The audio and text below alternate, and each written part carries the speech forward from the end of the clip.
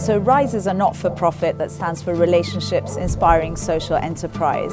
And our main objective, what we're trying to do, is to really build the capacity of local entrepreneurs in sub-Saharan African countries. And we're doing that specifically because there's a lot of social impact funding that goes to a lot of foreign entrepreneurs and not to local entrepreneurs. So it's a problem that we've identified happening throughout African countries.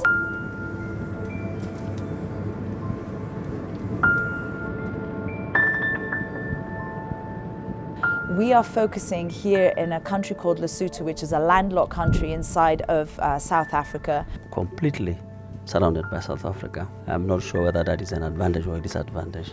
The country is not very big. It's only about 30,000 square kilometers. You see, Lesotho is very unique. One, it's a small market that is surrounded by a giant called South Africa. And because of this giant, literally we struggle to do a lot of things in Lesotho. It is a country of great need. The HIV prevalence is at 23%. That averages 1 in 4 people are HIV positive. And there's an average life expectancy still of only 40 years old. That leads to a huge proportion of the population that are orphaned. There's 10% of the population of just over 2 million are orphaned and vulnerable children. You know what happened? Sometime in 1986, it was diagnosed that there's this disease, HIV and AIDS, and it really attacked us. And as a result, we had many deaths. And as a result of the deaths of the parents, children were left out. This is why we are having this huge number of vulnerable children in this country. So if you look at Lesotho, for instance, yes, we're talking about HIV and AIDS, which is very high, which is very prevalent. You look at poverty rates, you look at vulnerable children. And this is the effects of our past. I mean, if you think about it, we had all the men working in the mines for more than a year at a time, coming back to Lesotho, infected that was with HIV and AIDS, and now both people dying. What we're trying to address are 2 key problems in Africa. One is the level of youth unemployment, and the second is the need of infrastructure development. It still is a big challenge of unemployment for young people, and there are thousands of people who graduate every year, and there are just a few opportunities for them to get employment or even to start their own businesses. So if we look at the statistics, according to the World Bank, 30% of the population in Africa is unemployed. Of that, 60% are youth. That 30% is the same number of unemployed youth in Lesotho. And of the employed people in Lesotho, 70% earn less than 1,000 maluti a month. That averages out at about $70 a month.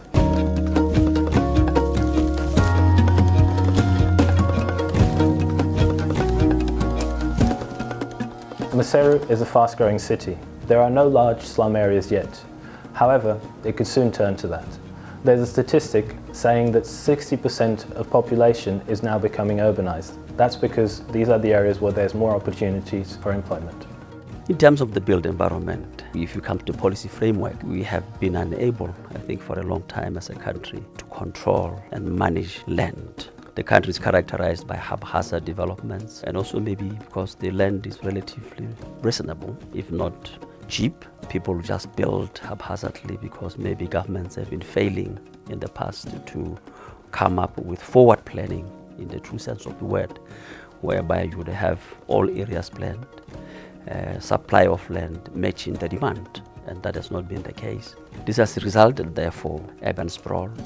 That has also added a lot on the strain on infrastructure. If you have to provide people with infrastructure in an unplanned settlement, it becomes costly. Specifically, we're focusing on the built environment sector because that generates a lot of employment opportunities. When you build a building, you need to employ a lot of people. You need carpenters and plumbers and bricklayers, construction workers, architects, and so on and so forth.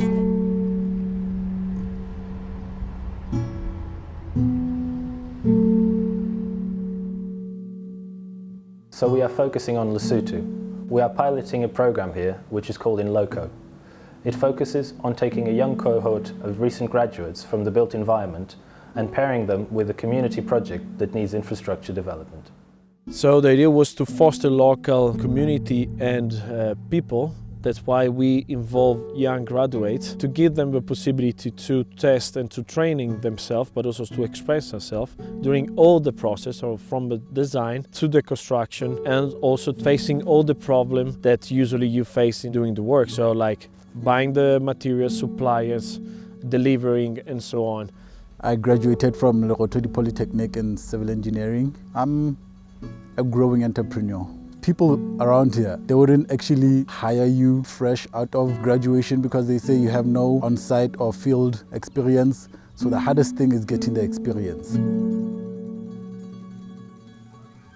The community project that we have selected to partner with for the In Loco project is with an orphanage, a childcare facility called God's Love Centre. It's located about 20 kilometers outside of the capital city in the nearby district of Berea. The orphanage is very overcrowded. It was originally built for about 12 or 15 children. There's currently 45 children living there in a 2-bedroom house, and the grounds need a lot of improvement.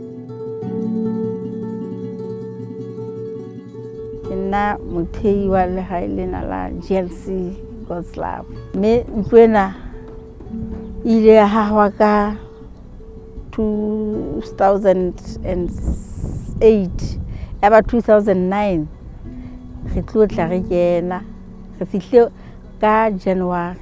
Ho ile ha etsahala ka se seng sa dilemo bo 2012-13 re be le bana ba bangata ho neng re sa lebella. Ile ba bangata. Bongateng ba bana ba bang ke ma high school, ba bang ke ma primary, ke dikonyana ho ngata ntlo se le nyane, ha o sana le lekunutu la ba baholo le la ba banyane. E ne le mahlomola. So we decided to help to collaborate with the director and with the kids to design a new extension of the orphanage. So we bought a piece of land around 10 minutes away from the existing one, from the main one. Actually, we discovered that inside the orphanage would be a good idea to have a different house for the youth, because of course the youth around like from 13 years to 18 years old, they have different needs. So they need also a space and environment where it can be integrated more into the community, so they have a different relationship. Ba be le o tseba hore ba tshwanetse ho iphedisa hobane ho na le di-project tse tla etsuwa ka moo. Ho tla iphedisa ba tsebe ho bona hore ha re le ka mane jwale ha re sa le bana wana ha re sa wa se re a wantswe, mme di-project ke tsena mosebetsi ke ona o tshwanetse ho etsa jwale hana jwale tjena hore o tshwanetse ho etsang re tloeleng. That's why with this new extension that's going to host basically the youth from 13 to 18 years old.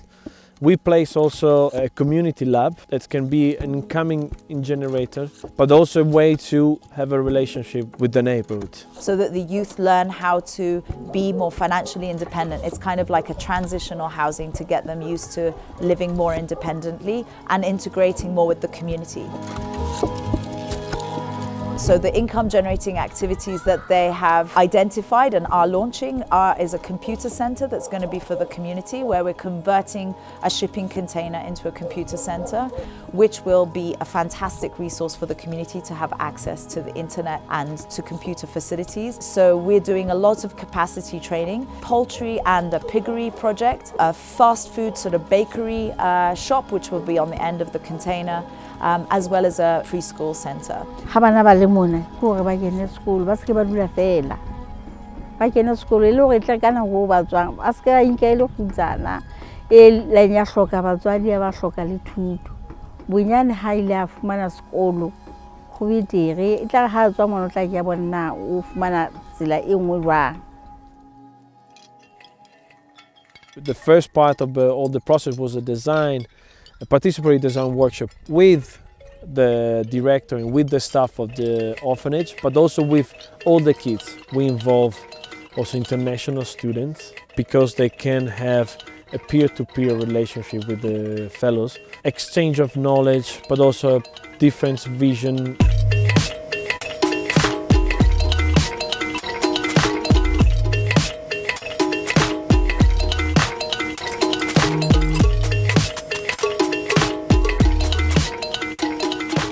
doing research and our survey here in the country, we were also looking for traditional material, but also like traditional technique. Here it's usually the mud house or the house in stones that usually were rendered with mud. They have this kind of pattern that's called ditema in Sesotho. That is kind of geometrical pattern scratch on the render. Every family or every community did differently. So with this pattern, we try to connect somehow the tradition technique with contemporary architecture.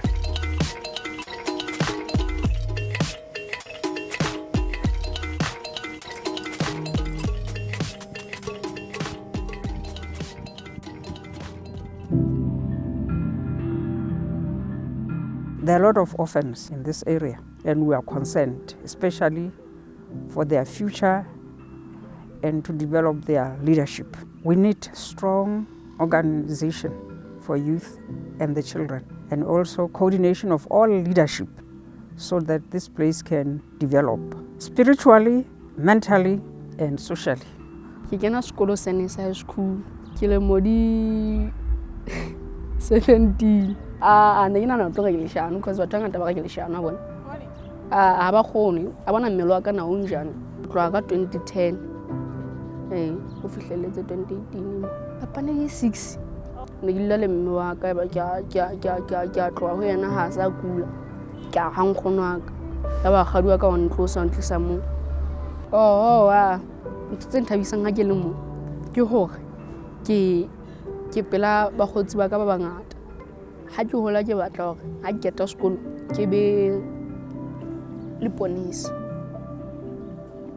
le wish hore nka be ntse ke le ponisa lona tjena qalo live GLC 2012 yeah in 6 years ke mo 21 se ke bula go betswa GLC ka nnete ke ba ka se monate ka nako ngwe ke na lo hopola ke ditile mo ho monate ko fela he di challenge di ngata hobane batho ba bangata mo so na le ntho tse ngata tse leng hore ha o kgone ho di fihlela no ha ke sa sekolo ngwana tjena ke tla kgutlela next year ke ne ke ratile ho etsa architecture empa ke bone thata challenge di teng so thona hobane ntse la batho ba diteng ka mangolo ba sa sebetseng ba o daily empa ntlheng ya di business mono ya kgola ke yone ka booster motho ya ke le madi 15 ke fihle ka 23 ntenta bisa mana ke a tsala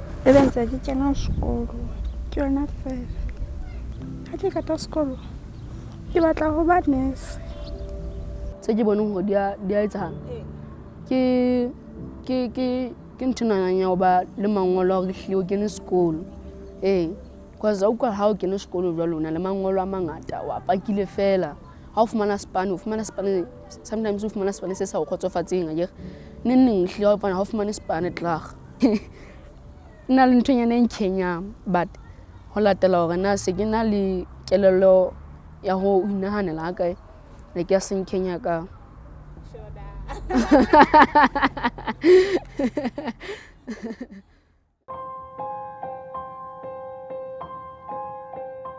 Another initiative we're doing is an international competition that we've launched called Rise in the City. The idea behind this competition was to invite local and international graduates and students to take part in a competition that promotes local architecture, local building technologies and local materials.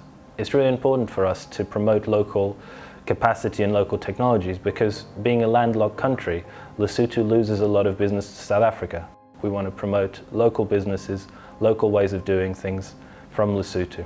As a pilot project in Loco, try to boost this traditional way to build, try to take inspiration from that culture, from their culture, but also try to combine, if it's possible, of course, like to combine traditional way of building, so local material, local technique, vernacular architecture, into contemporary architecture and contemporary design. The fellowship has pushed me towards being like an entrepreneur.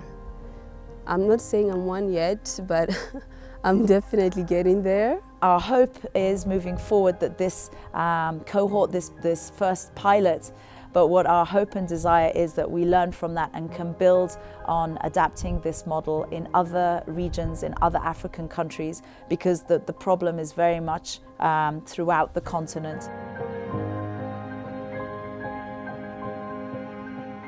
So we need to think about beyond ourselves, think about the next generation.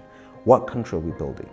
And again, I'm not going to say people should come and deprive themselves of the opportunity to grow, but I'm saying those who feel in themselves the need and the call to come and shape and change this country, we can. It's too small of a country not to be changed by a handful.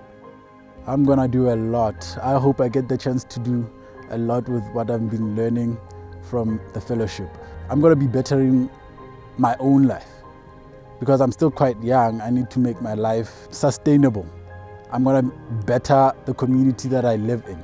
I'm gonna try my best to take all the knowledge that I'm getting from here to be positive in my life.